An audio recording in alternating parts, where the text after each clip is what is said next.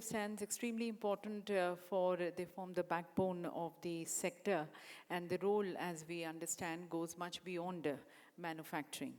So to invite the view, I request a highly experienced stalwart of the industry, the co-founder and the vice chairman of Suzlon.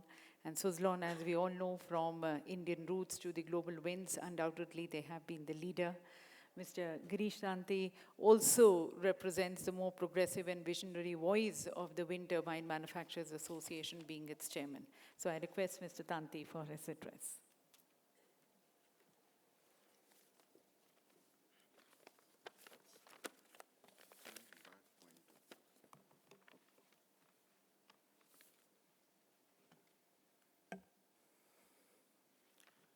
Yeah. Good afternoon to you all, and a warm welcome to our distinguished guest and my fellow members. It's wonderful to see how our industry has grown over the past 3 decades, from the very early starts in the 90s, where we had just about 50 megawatt market to a 5 gigawatt market today. This particular Global Wind Day is also very special to us because it is a time where we step up and in the global ranking to cross over Germany, which has been ahead of us, to bring us to the 4th position. What I would like to kind of cover today is a few aspects. The first aspect is in terms of the wind potential, so that if you look on the left side, I think that's the CEA estimates. 3 scenarios which CEA has estimated, that between 75 to 100 gigawatts is what, in various scenarios we can do. Some of the other agencies, local and global, have also made their estimations, and they are significantly high. So I think from overall point of view, in terms of reaching the 100 gigawatts target, I think looking at the overall environment, be it on the bidding side, the C&I market, the market development, on-ground situations, I think as an industry, we are well poised to reach our 100 gigawatt target and possibly beat it. If we look at where this potential lies, we have the key 8 states, as we all know, with a total potential of 1.1 terawatt. And within that, Karnataka, of course, is at 169 gigawatts of potential. And I think as a state, we've done the 7 gigawatts plus. And I think with the plans that the state has of doing about 35 gigawatts of renewable energy, I think wind still has a huge opportunity and a potential to play. It's one of the strongest states that we have going forward. I think this is a bit technical, but I would just like to kind of, so that we are all aligned, because there's a lot of discussions going around in terms of wind versus solar and solar storage versus wind and all that. So just wanted to spend a minute to kind of convey my thoughts. I think if you look at the graph on the left, the dotted line which you are seeing in gray, this is the demand curve of our country. Largely you get the morning peaks, and the evening peak is even higher. The yellow line which you see that is the generation from solar that you get. It picks up, starts up once the sun rises and drops off as the sun sets. And the green line that you see is the wind generation. And I think, as you can see, the wind green line significantly follows our demand curve. And this is the most beautiful part of wind. I think while the discussions happen typically on cost of energy at CapEx level, that you're able to do solar at a significant lesser cost than wind, but purely when you look at it from a consumer point of view, last week itself we had a situation where solar pricing hit at a 0. So effectively what we are seeing is that the generation of solar is happening when we don't need it. And that's the reason the discussion is happening to put storage to move that generation either to address the morning peak or the evening peak.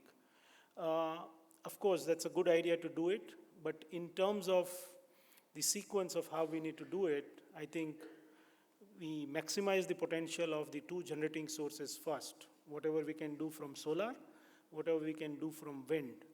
And then the balance only we should use as the battery storage. Because even if you are doing solar today at 2 rupees 25 paisa or 2 rupees 50 paisa, the moment you put battery, that price really shoots up.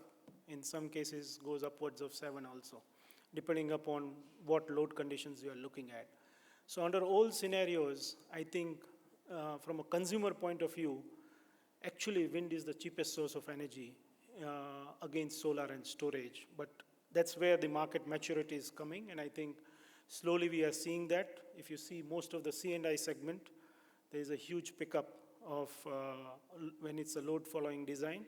The investments are stepping up in wind, and we are seeing the same in our FDRE bids also. And that's going to be the situation. On the right-hand side graph, there's an additional correlation.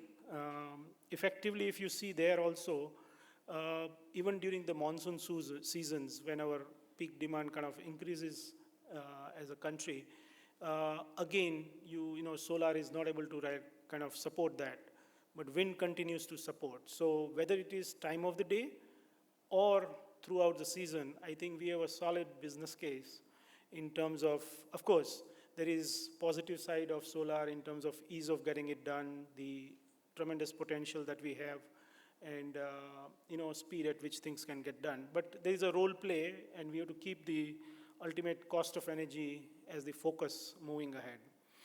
I also wanted to share this graph. It's pulled out from CEA's own analysis. What this graph tells us, if we look at the left side, this is something that effectively, as you increase the RTC component in terms of what percentage of RTC you are looking at, and as you go towards the left, you see that as the RTC component increases, if you have to keep the cost of energy to the end consumer low, actually wind component has to increase. In the graph, what you see, the orange is the wind component and the blue is the solar component, and the gray is the storage. So I think it is important to maintain this trajectory, because any other trajectory we take as a country is going to end up extra cost to the consumers, and also our grid utilization is going to be significantly weak because solar can use it only for those 6 hours.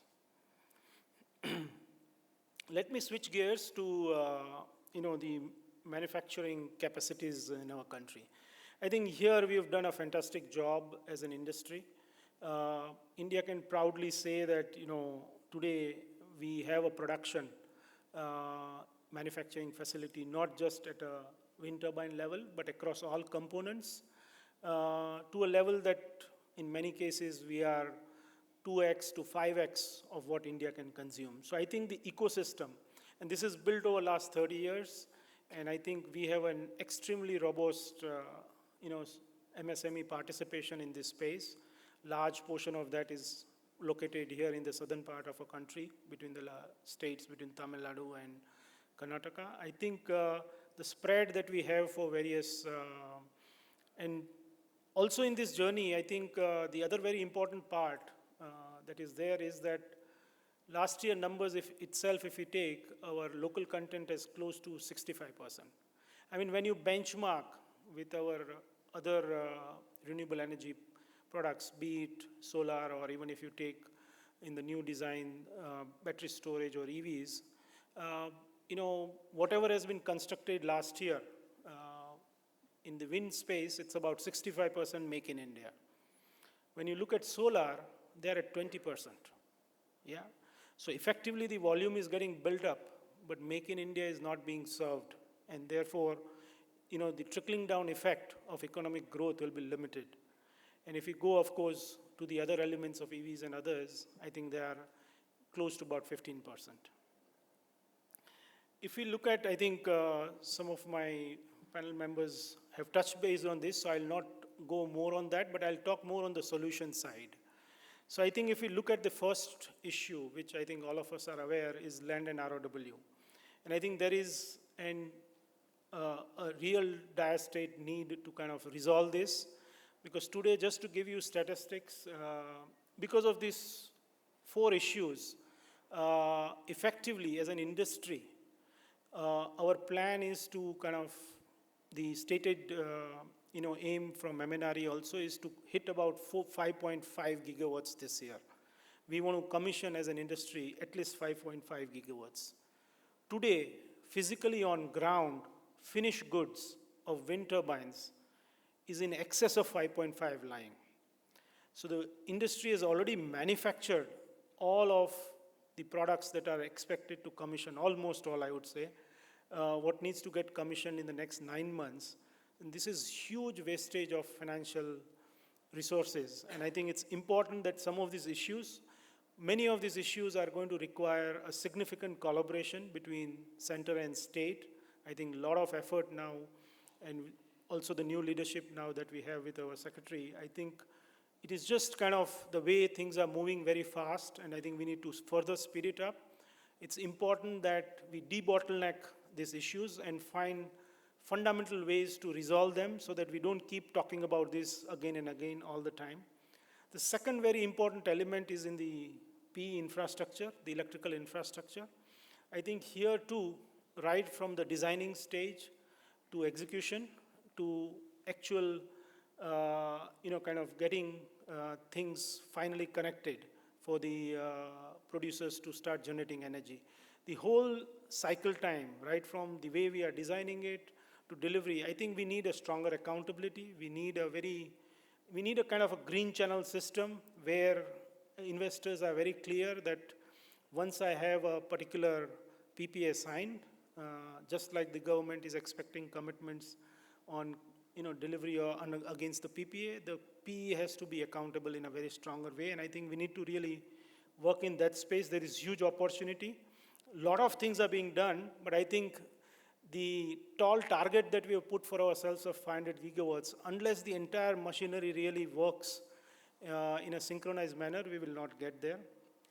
Of course, I think the other area, the third point I would also wanted to state is that huge amount of effort has been done in the last 10 years with the center, be it on opening up the market, the whole bidding structure, the policy, regulatory framework, deregulating, the whole, kind of C&I market that's opened up. Beautiful work done. I think now is the time for the states. And I think each and every state has to now start working on ground things. There is a possibility to open up your own markets. We have to look at STUs very strongly again. I think when we are going across at the end consumer, the C&I segments, almost all industries, hands down, want to switch to green energy. Because it makes economic sense. It's just pure financial play also, that for them to be competitive locally and globally, it's a must. And also with the new regulations of green labeling that are coming, especially started in Europe already, everything that is going to get green labeled.